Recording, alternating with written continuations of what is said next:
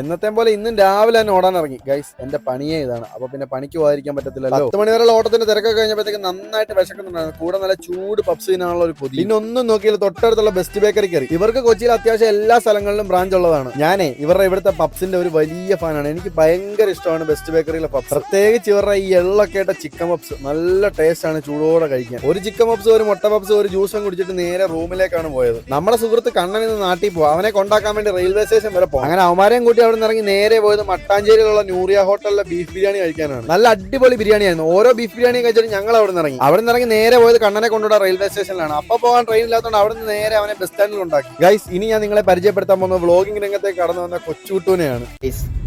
നാളെ മുനീർക്കാന്റെ മീൻകറി. ഗൈസ്, ഇവനാണെങ്കിൽ കൊറോണയാണ്. എനിക്കും കൊറോണ പിടിച്ചു. അതുപോലെ തന്നെ ഇവന് തലയിൽ താരനുമാണ്. അപ്പൊ കൊച്ചുകുട്ടു ഓൾ ദ ബെസ്റ്റ്. അങ്ങനെ റൂമിലോട്ട് പോകുന്ന വഴിക്കാണ് നമ്മുടെ മറ്റൊരു സുഹൃത്ത് റോഡിൽ കാറിൽ ഇരുന്ന് വിശ്രമിക്കുന്ന കണ്ടത്. അങ്ങനെ കുറച്ചു നേരം അവനോട് കാര്യമൊക്കെ പറഞ്ഞിരുന്നിട്ട് പുതിയ വ്ളോഗറിനെ കൊണ്ട് റൂമിലാക്കിയിട്ട് ഞാൻ വീണ്ടും ഓടാൻ ഇറങ്ങി. രാത്രിയൊക്കെ നല്ല മഴയും റോഡ് ഫുള്ളും വെള്ളവും ഭയങ്കര ബ്ലോക്കുമാണ്. അങ്ങനെ ഓട്ടോ ഒക്കെ കഴിഞ്ഞ് റൂമിൽ വന്നപ്പോൾ നമ്മുടെ അക്ഷയ് ബ്രോയുടെ സ്പെഷ്യൽ ചെമ്മീൻ ചമ്മന്തി, മുട്ടത്തോരനും പപ്പടവും മാങ്ങാച്ചാറൊക്കെ റെഡിയാക്കി വെച്ചേക്കുന്നത്. അങ്ങനെ അതെല്ലാം കൂടെ കൂട്ടി കഴിച്ചിട്ട് ഞാൻ പോയി കിടന്നു തുടങ്ങി.